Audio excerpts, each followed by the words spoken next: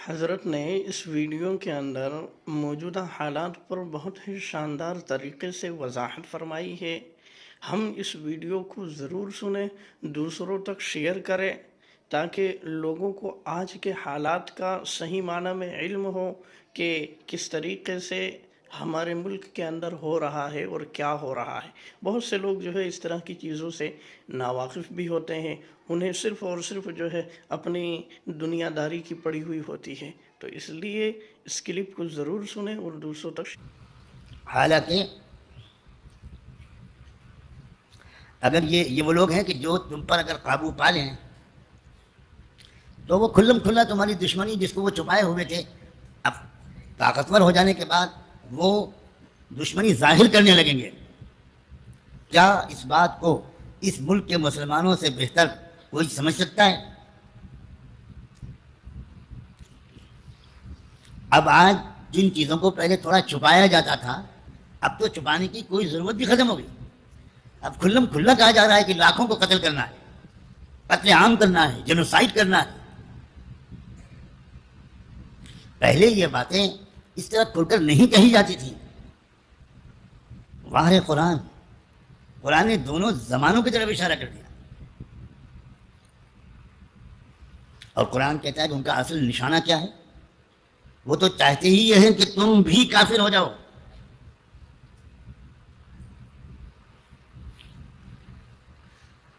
اللہ کے بندوں اور بندیوں، اس بات کو بہت ہی سیریسلی سمجھنے کی ضرورت ہے کہ ہم کن خطروں کے بیچ میں جی رہے ہیں۔ اللہ تعالیٰ نے اسی لیے کئی مقامات پر یہ موضوع چھیڑا ہے۔ ایک اور آیت میں اللہ نے ارشاد فرمایا وَلَا تَرْكَنُوا إِلَى الَّذِينَ ظَلَمُوا، اور مسلمانوں ان ظلم کرنے والی طاقتوں کی طرف ہرگز جھک مت جانا، راغب مت ہونا، ورنہ تم کو بھی جہنم میں ڈال دیا جائے گا۔ فَتَمَسَّكُمُ النَّارُ وَمَا لَكُم مِّن دُونِ اللَّهِ مِنْ أَوْلِيَاءَ، اور اللہ کے سوا تمہارا کوئی مددگار کھڑا نہیں ہو سکے گا، اور اللہ کی طرف سے تمہیں کوئی مدد نہیں ملے گی۔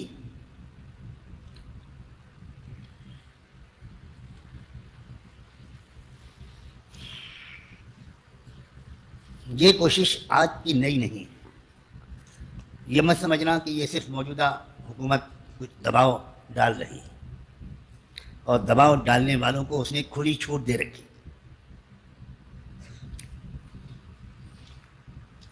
یہ شروع سے چلا آ رہا ہے، جیسا کہ میں نے ابھی کہا تھا کہ پہلے ذرا تھوڑا سا پردے کے پیچھے رہ کر تھوڑا سا چاکلیٹ کے اوپر چاکلیٹ کور چڑھا کر یہ باتیں کہی جاتی تھی۔ اب تو وہ سب کی ضرورت ہی نہیں رہ گئی، اس لیے کہ طاقت بہت بڑھ گئی۔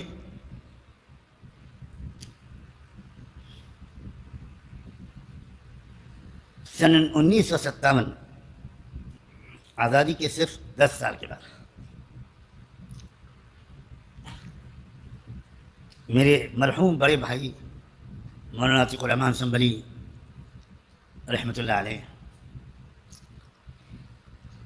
جنہوں نے 20-30 سال پوری زندگی برابر اسی موضوع پر توجہ مرکوز رکھی زیادہ تر، اور وہ چونکہ الحمدللہ اللہ کا شکر ہے کہ اللہ نے مجھ فقیر کو ایک ایسے گھرانے میں پیدا کیا۔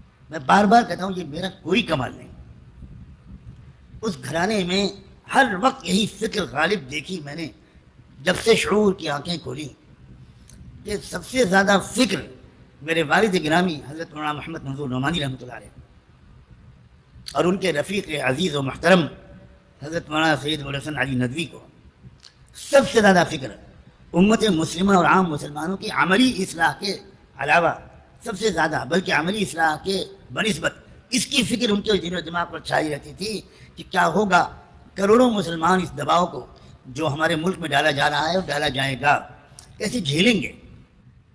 اگر ایمان مضبوط پختہ نہ ہوا اور آخرت کی فکر غالب نہ ہوئی تو ہمارے کروڑوں میں سے لاکھوں یا شاید کروڑوں میں سے چند کروڑ وہ اپنے ایمان کا سودا کر لیں گے، جیسا کہ اس وقت ہو رہا ہے۔ لاکھوں مرتد ہو چکے ہیں اور لاکھوں مرتد ہونے کے بارے میں دن رات سوچ رہے ہیں۔ میں اپنے طلبہ سے اور سننے والے طلبہ پوری دنیا کے علماء سے، جہاں تک میری کمزور آواز پہنچ سکے، ہاتھ جوڑ کے علماء سے درخواست کرتا ہوں کہ اس مسئلے کی سنگینی کو خدا کے لیے محسوس کیجیے. اب بھی نہیں محسوس کریں گے. مجھے بہت شکایت ہے اہل گجرات سے، میں ان کا بہت ممنون ہوں، لیکن آج ڈنکے کے زور پر کھل کر کہہ رہا ہوں. اہل گجرات نے بزرگوں کی جتنی قدر کی ہے اتنی ملک کے کسی صوبے نے نہیں کی. لیکن اہل گجرات کی ایک مصیبت یہ ہے، یا وہ دین کے نشے میں ہوتے ہیں یا دنیا کے نشے میں. ان کو دین کا نشہ بھی ایسا ہوتا ہے کہ انہیں کچھ خبر نہیں ہوتی، وظیفے پڑھتے رہتے ہیں، تلاوت کرتے رہتے ہیں، بہت اعتکاف کرتے رہتے ہیں، بزرگوں کے پاس جاتے رہتے ہیں، یہ سب کرتے رہتے ہیں، لیکن انہیں کچھ ہوش نہیں ہے کہ کیا ہو رہا ہے. اسی لیے اس ملک کی ان شیطانی طاقتوں کو سب سے زیادہ تقویت گجرات سے ہی ملتی ہے، یہ غفلت کی وجہ سے. اور اسی لیے یہ جو صدا 2-3 دن پہلے بلند ہوئی ہے، اللہ کی پناہ، میں بالکل شعر کے گنگناتے ہوئے میں نے طے کیا تھا کہ آج یہ بات چھیڑوں گا اور صاف لفظوں میں کہوں گا کہ گرچہ بت ہیں جماعت کی آستینوں میں، مجھے ہے حکم اذاں لا الہ الا اللہ. بت ہیں جماعت کی آستینوں میں، واہ علامہ اقبال، کیا الہامی شاعری تھی.